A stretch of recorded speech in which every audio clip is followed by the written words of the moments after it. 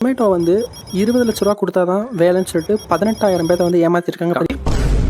அதாவது ஜொமேட்டோ வந்து ஒரு ஆட் வந்து ரன் பண்ணியிருக்காங்க. ஒரு ஜாப் இருக்குது, ஆனால் அதுக்கு வந்து 1 இயருக்கு வந்து எந்த சேலரியும் கிடையாது. ஆனால் வந்து நீங்கள் 20 லட்சம் கொடுக்கணும்னு சொல்லிட்டு. ஸோ இது தெரிஞ்சதும் எல்லாருமே நியூஸ் சேனலாக இருக்கட்டும், ஸோ எல்லா சோஷியல் மீடியா இருக்கட்டும் பயங்கரமாக ஸ்ப்ரெட் ஆகிட்டே இருந்துச்சு. என்னடா அது ஒரு ஜாபுக்கு 20 லட்சமா, அப்படி என்ன பண்ண போகிறாங்க, அப்போ 1 இயர் கழிச்சு பயங்கரமாக சேலரி வருமானு கேட்டாப்புல.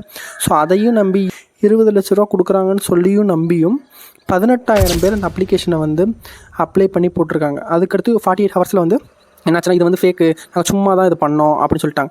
ஸோ இதுவுமே வந்து ஒரு மார்க்கெட்டிங் சொல்லப்போனால் நெகட்டிவாக வந்து ஸ்ப்ரெட் பண்ணாப்புல பயங்கரமாக வந்து ரீச் ஆகும். சொல்லப்போனால் ஜொமேட்டோ வந்து பயங்கரமாக ரீச் ஆச்சு. நியூஸ் சேனலாக இருக்கட்டும் சரி, எல்லா கம்பெனிஸ்லேயும் வந்து இந்த ஆடை பற்றி தான் பேசிகிட்டு இருந்தாங்க.